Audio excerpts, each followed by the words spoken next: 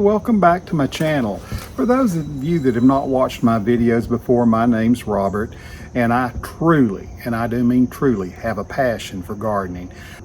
I find no greater relaxation than being in the garden. The garden is just so relaxing. Once the work is done in the garden, I can't think of a better place to be to just sit and relax. And it's just a place where you can contemplate about things that you need to take care of, yet you can relax and know that there will be time. You don't have to jump up and do everything at once. All right, in today's video, it's going to be a little different. I'm going to show you clips from two different sessions. One was back in June, and of course, one is here in July. The reason I'm doing this is I want to show you how much progress the garden can make in just a few weeks time. It's truly amazing. The vegetables in the garden, if you're taking care of them and giving them ample water and giving them plenty of fertilizer, there's just going to be amazing, and I do mean amazing growth. Sometimes it seems like we turn around and the plant's grown another 4 or 5 inches. Of course, it's not quite that fast, but it just seems that way. All right, now let's get on with today's vlog, and I will try to indicate which clip is on which day so that you can see the comparison. All right, thanks. Have a great video here for you to watch, so I hope you enjoy it. Actually, from here, the garden doesn't look bad at all. I'm rather pleased with it. Of course, this has not been a high priority, but I've got to get that mountain ivy out of this corner. And I do have a compost pile there, if you want to call it that.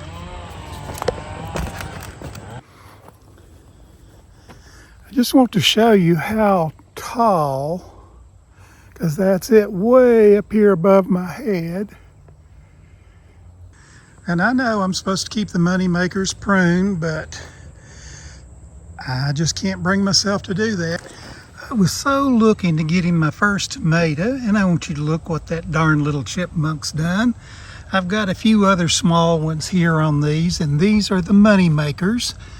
And I guess I'll just pick those and take them in the house. I don't want the dang chipmunk to get them.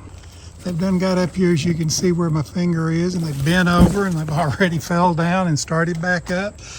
I guess that's what they'll do, and they're just hanging absolutely full of little tomatoes. And the first ones that put on, they're a little bigger. And I was supposed to keep those cut off so that they didn't make too many tomatoes on a single stem. I had some radishes here, but the leaf hoppers have just about devoured them. These are my pepper plants, and I'm quite pleased with them. These here were put out first, and I believe these were some of the jalapenos I put out here. Looks rather dry. I probably need to turn the sprinkling system, actually its drip hose, back on. And this is just a few little cucumber vines that I want you to look. This is Boston Pickling cucumber, and this vine has just tended to amaze me. I can come down here in one day and come back, and it's full. This is some bee balm, or excuse me, not bee balm, lemon balm. This, of course, is a little pot with some rosemary in it. This basil pot is just going wild, and so is this spearmint. I nearly killed this one. I didn't realize that pot didn't have any drain holes. That pot's 30-something year old. I don't know how I missed getting drain holes in it over that many years, but I've put a few in it, and now it's beginning to green up just a little bit at the tip. Still may lose it. Of course, I do have some dill planted in and under these tomatoes, and I have already harvested some to share with a friend. And I guess I'll look and see later on if there's any potatoes. That's just one potato that came up volunteer. My onions were a total failure. For one thing, I didn't have my drip hose in it in time. And as you can see there, I have planted some okra in amongst the onions because they just need to be pulled out. This, of course, down here is my zucchini. Not all of it, but some of it. Looks like I need to harvest this one right here. I like to harvest it when it's about that size. But down here, this little tomato has been showing signs of pesticide damage. I've tried to help it, but there's nothing I can do. Fortunately, it wasn't down on this end. This is the little pink German tomato.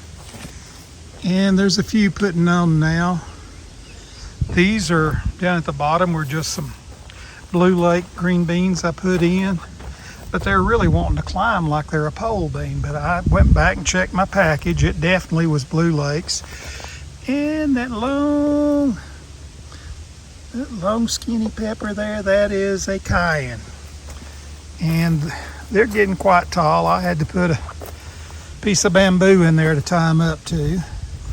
And I'm constantly pulling these Kentucky Wonder pole beans aside and trying to get them to stay on their trellis and behave. Now, Pam and I have had this problem before. As you can see, there's Japanese beetles on that bean vine. And I mean lots of Japanese beetles. But the only fortunate thing is that they just eat the leaves. They do not eat the green beans. And they will soon be gone because Japanese beetles, and I did just look this up, only live for 2 months, and they've been out for a while, so they'll definitely die. And I was talking about all the little tomatoes sitting on the Moneymaker tomato. This shows, and what I was supposed to have done is that one, as you can see, this one, as you can see, got so heavy it bent it over, but I was supposed to cut that off to like 2 or 3 tomatoes, but I can't prune them off. I don't mind having little tomatoes. I'm going to lay this cucumber here next to these tomatoes because I'm going to come back down here.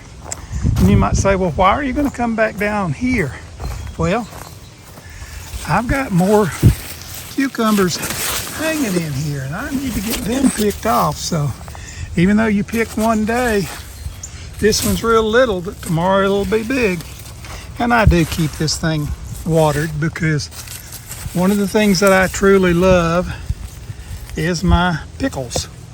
I like to take my cucumbers and make pickles.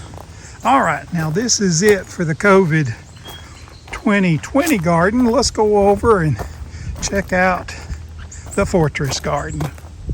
All right, this is just a little area that I had a piece of cattle panel left over and I started. That is some of my summer lettuce. This is the black-seeded Simpson. It has a good taste, but it's kind of a wimpy little lettuce. And that's just because I got used to the good spring ones. I've got some copper laying down there on the ground. That's because the dadgum snails were absolutely eating these few little Swiss chard plants that I had up. And of all the tomatoes, if you'll remember, for those that have watched my vlog, I raised the Braveheart tomatoes in the house. I want you to look. This is the Bravehearts. I still had seed left. I've never seen tomatoes bloom with such long stalks and set on so many tomatoes. And they're a wonderful tasting little tomato. Now this was a volunteer that came up, and I can tell that is one of the sunrise bumblebees. I can tell by the coloring on the tomato itself. And of course that's a couple more Bravehearts. But we're underneath the trees and in the shade. These things would be so much bigger if they were not in the shade. I have never raised tomatillos, but I've had to go online and look and see, and they were suspendedly. I knew they were going to have to be tied up because if those things set fruit, and they should because they're really starting to bloom out there now. This, of course, is some late cucumber vines that I set out here, and I set them out because I had extra room. And this is some yellow summer squash here. It got vine borers in it before I realized they were in there.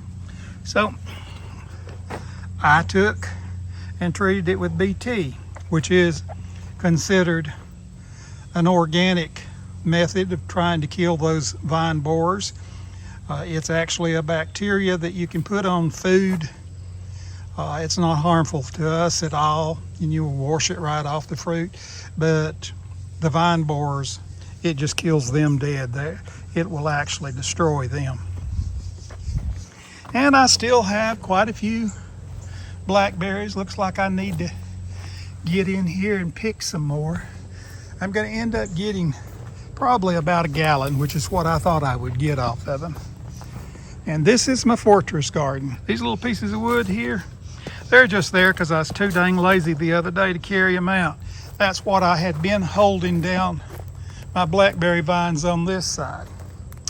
So I just need to move those back. These are the peppers, and let me see. There should be buried down in here somewhere a list that tells me what they are. I believe these are the guajilos, which is a long red chili pepper. And of course I've got several different varieties of tomatoes. And take a look at these beans I planted. These are some late beans. Do you see that damage? It's not frosted. That's pesticide damage that was in the mulch that I used. I used mushroom compost. And there's a little worm eating on that tomato. He's gone. I'm not sure how well these tomatoes are going to do, knowing that just from those beans there's damage. And I've got little peppers just stuck everywhere. And you're really not supposed to put peppers as companion plants with tomatoes. But when you have as little, let's break that off there. When you have as little space as I do, you do what you need to. I love peppers, I love tomatoes. I'm trying to raise both of them. Doesn't seem like I'm having much pesticide damage here. More weeds to pull. And I'll probably leave that one. Over here we have, and I know these are red bell peppers, and I've never seen anything bloom like they are. Now I have lost several of the tomatoes I planted on this fence. And what did I lose them to? Pesticide damage. So I'm just going to continue doing the best I can to take care of them. Golly, zucchini can certainly get ahead of you. I want you to look at that thing. I was just down here the other day and picked. Now, these also got attacked by the vine borers. If you want to know what I'm talking about, vine borers. If you want to know what I'm talking about let's start all over. If you want to know what I'm talking about, vine borers, see these little holes in the root? That's what vine borers are. Now, I did treat it. So, every dang one of them. We'll just have to wait and see if it can survive.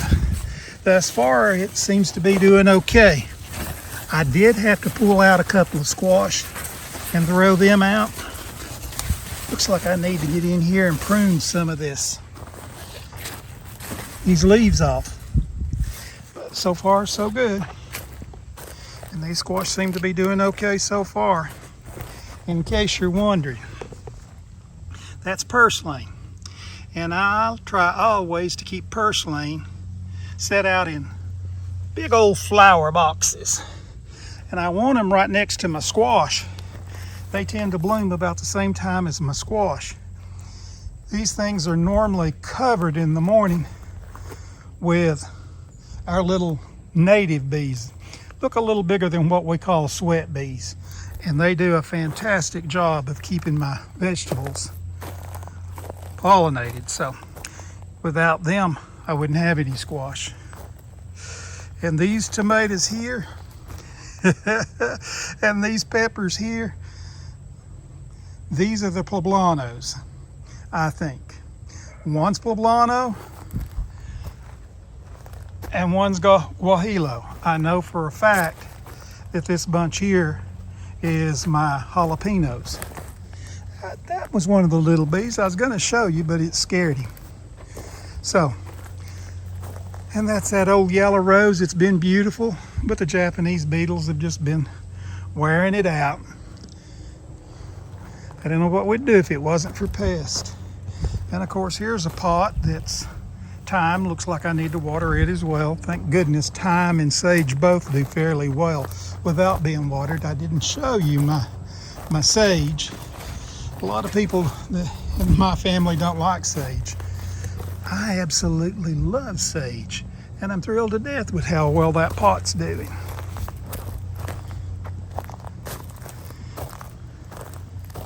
I believe these peppers here, which I didn't mention, if I'm not mistaken, that's just California Wonder bell peppers. Now, all of this stuff was planted real late because I did not get this garden completed. But I shouldn't have a problem next year.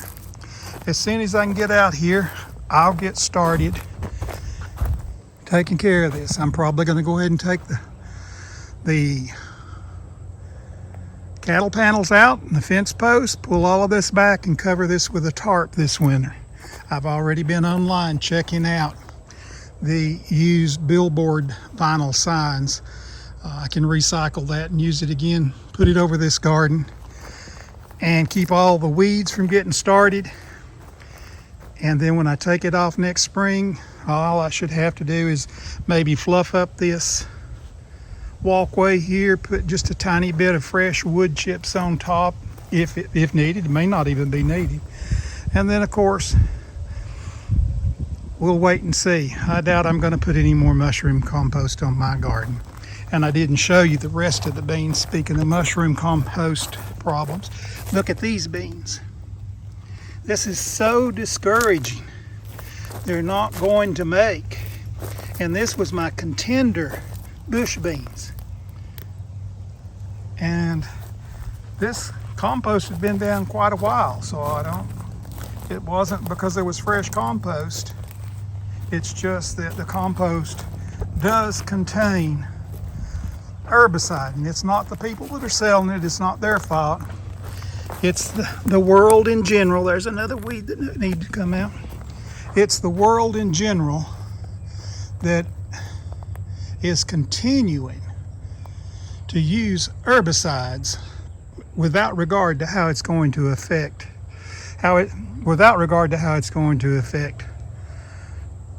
our environment. All they're concerned with, damn it, is profit. Sorry, I get a little upset there. All right, I had some late tomatoes. So I've come down here. I've started a new garden. I'm going to call this little garden Lucy's garden. It's just begun. I have, of course, my grapevines down here, which once again, they're being devoured by the Japanese beetles. Fortunately, they're going to eat most of those leaves there, but leave alone my grapes. And I do have a lot of grapes on this grapevine, and they are a white Concord for those that are interested. This little bush here is a raspberry. It's never stood a chance, nor has that one. Every time it's got up any height at all, it's been nibbled back. But I'm hoping this little fencing I put around, and it's not finished. I still have work to do, but I got a barrier up just long enough to get some stuff done. But I have cardboard over this. That's to kill out the weeds, because I'll probably try to go ahead and set out some more late bush beans. We've still got about 95 to 100 days before our first frost. And definitely not use any mushroom compost on it. The only thing I can put around it is homemade compost, and I do have a little. These okra plants have been set out late, but they're really starting to come on. Now, I've been putting the fertilizer to these. I have bought several organic fertilizers. One, of course, the one I use the most often is fish emulsion, and I'll take care of that. And I've got cardboard under this. There'll be a little bit of cardboard put down through here. And I need to bring the water hose on down here and take care of this. This is a little asparagus bedding. Will it do any good? I'm not really sure, because look, it's underneath the edge of the trees. That's the way everything is around here. I can stand in the middle of my garden and you look all the way around and it's trees, it's trees. There's not much sunlight here, but I don't let that stop me from trying, and you shouldn't either. Looks like I do have an ant house in there. Now I may have to put a little boric acid on that. I don't know that I want them building underneath my asparagus. And I moved one little moss rose. When I set these things out in some trays, one of the seeds had popped over in there, so I moved it too. And I'll be putting myself a little gate right over here, and yeah, that's mountain ivy all over the ground. I've put a place to put myself a gate here because it'll be much easier for me to go to the garden here instead of round over through the other way. Let's close it back because I want to keep as many varmints out of there as I can.